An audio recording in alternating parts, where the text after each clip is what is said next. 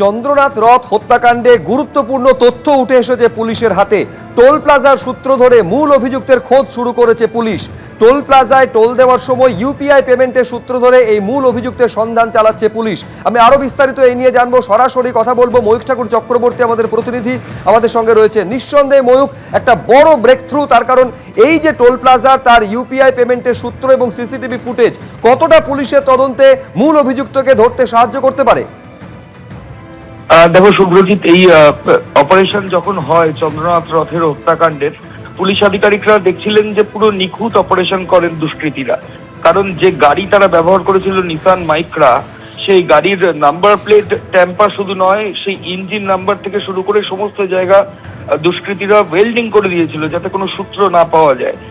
এবং সেই গাড়িটাকে ওখানে রেখে ওরা বাইকে এবং ওখান থেকে পালিয়ে যায় দুটো বাইকে করে। এরপরই তদন্তকারী আধিকারিকরা বিভিন্ন সূত্র, সিসিটিভি ফুটেজে ট্রেলিং, আশেপাশে কমিশনারেট কলকাতা পুলিশের থেকে সিসিটিভি নেন এবং সেগুলো নিয়ে এক্সামিন করা শুরু করেন। এবং এই নিসান মাইক্রা গাড়িটার যে মুভমেন্ট, সেটা পুলিশ আধিকারিকরা খোঁজ শুরু করেন।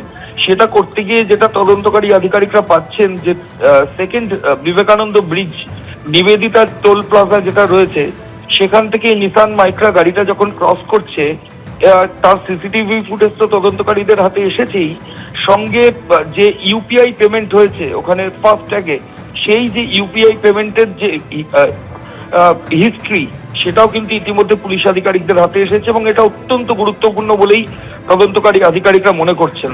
কারণ যে অ্যাকাউন্ট থেকে ট্রানজাকশনটা হয়েছে নিবেদিতা টোল প্লাজায়, সেই ব্যক্তি এই গোটা অপারেশনের সঙ্গে যুক্ত বলেই তদন্তকারীরা মনে করছেন। ফলত দুষ্কৃতীরা নিখুঁত অপারেশন করলেও একটা ক্লু তারা রেখে গেছেন এবং এটা পুলিশের কাছে একটা অত্যন্ত গুরুত্বপূর্ণ ক্লু, যেটার উপর বেস করে তদন্তকারী আধিকারিকরা তদন্তে এগিয়ে নিয়ে যাচ্ছেন।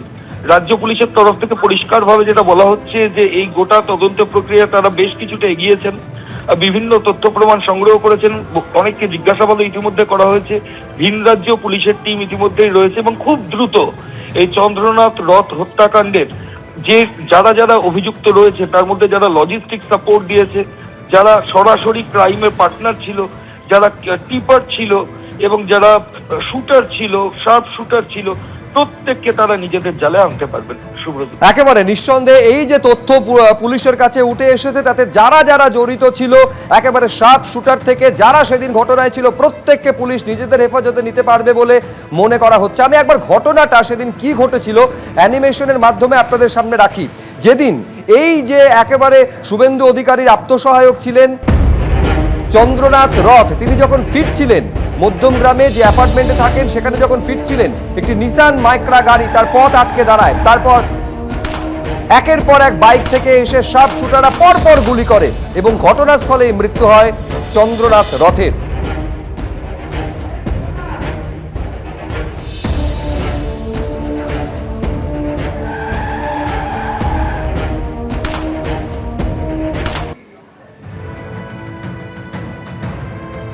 এই হচ্ছে সেই নিসান মাইক্রা গাড়ি, যে গাড়িটিকে ব্যবহার করা হয়েছিল এই হত্যাকাণ্ড ঘটানোর জন্য। এই গাড়িটিকে ব্যবহার করে চন্দ্রনাথ রথের গাড়িটির পথ আটকানো হয় এবং তারপর ভয়াবহ হত্যাকাণ্ড ঘটে যায়।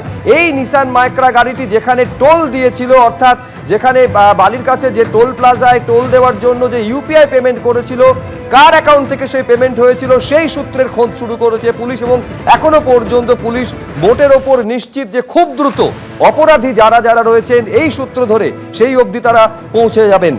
এবিপি আনন্দ, এগিয়ে থাকে, এগিয়ে রাখে।